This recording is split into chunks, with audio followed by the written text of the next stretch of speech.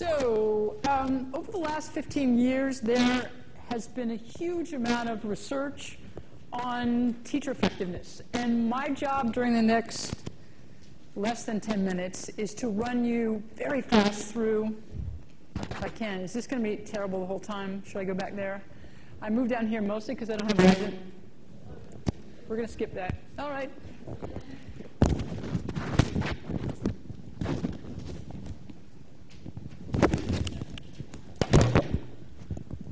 I moved down there largely because I don't have eyes in the back of my head. So I will try to pretend like I do. All right. No, we're good. We're good. So, as I said, there have been probably 15 years of research on teacher effectiveness, and my job is to give you a very, very quick tour through what we know. So the first thing that we know now unequivocally is that there are much larger differences amongst our teachers in their ability to take kids from wherever they are when they enter a classroom and grow their knowledge and skills than we ever knew before.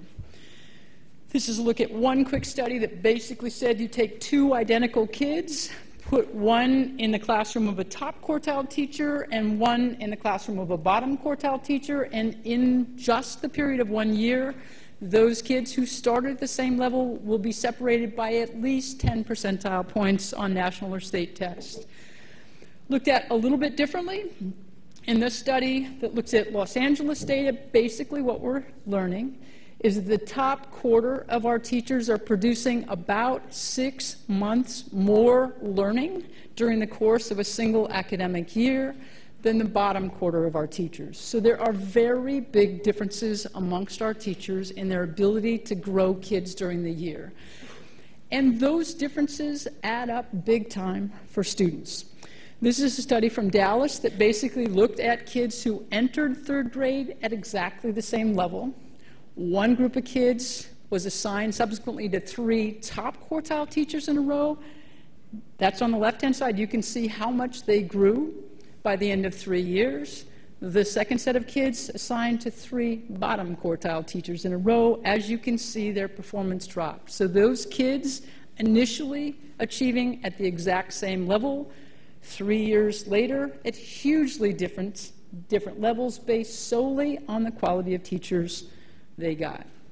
Second, what we know from all the research is that the impact of effective teachers swamps virtually every other intervention we have, including significant reductions in class size. So effective teachers matter hugely to kids.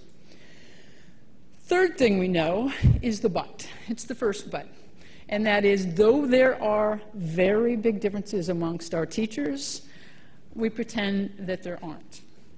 So when it comes to evaluating them every year, this is a study that many of you have seen called the widget effect that basically concluded that though there are these very big differences, when we actually rate teachers in annual evaluations, we rate the vast majority as exactly the same.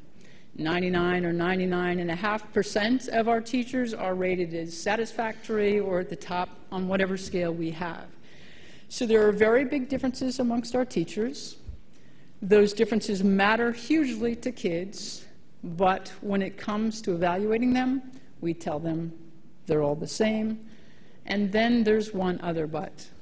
We paper over the differences, and then we assign our strongest teachers to those who least need them. And that is true, by the way, no matter which way you measure teacher characteristics. Low-income kids and kids of color, as you can see here, are vastly more likely to be taught subjects by teachers who never studied those subjects in college. The situation is even worse in mathematics than it is in other subjects. Poor kids, kids of color, are far more likely to be taught mathematics by teachers who never studied it in school. Kids in high poverty and high minority schools are also most likely to be taught by brand new teachers who may, in fact, many of them, in fact, may be fabulous teachers eventually, but in their first year of practice, they are essentially still learning the craft. Who are they practicing on? Poor kids and kids of color. And when you look not at their credentials or at their experience, but actually at their effectiveness, you find exactly the same pattern.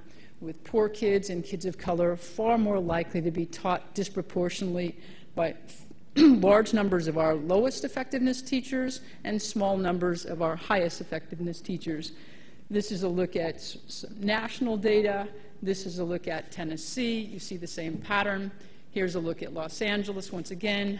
African American and Latino students in Los Angeles are about twice as likely to be taught by that city's least effective teachers and about half as likely to be taught by that city's most effective teachers. In fact, when you look across all the studies about who teaches whom in this country, what you learn is that we do exactly the opposite of what both common sense and common decency would suggest. And that is, if you ask the question, what's the group of kids in this country that is most likely to be assigned to our weakest teachers every fall? It's the kids who enter that fall on the low end of the spectrum.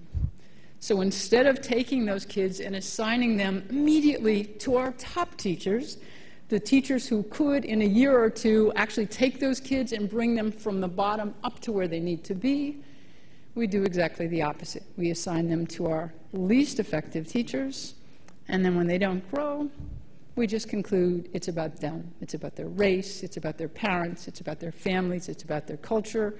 We never ever talk about what we've done. So what could the numbers nationally or here in Texas look like if we change that? Let me just give you a little clue from this study from Los Angeles that looked at what happens to an initially low-achieving kid if they have 3 bottom quartile teachers in a row. That's the gold chairs you see there. As you can see, they start low and they stay low. But look by contrast at what happens if we can rush those children instead to top quartile teachers. They start low and they end not just at proficient, but close to advanced. That's how powerful good teaching is. So across the country, as you certainly know, including right here in Texas, there's a lot going on to begin to act on these numbers. The most common actions are these: improving teacher evaluation and feedback, so especially new teachers get very high-quality feedback, know where they need to improve. Second, increasing teacher support and coaching, so you not only know what you need to improve, but you get some help in learning how to do that. Third, raising standards for entry into teacher prep programs and holding such programs accountable for the effectiveness of the graduates they produce. Fourth, providing teachers who are strong veteran teachers with the incentives that they need to teach our most struggling kids.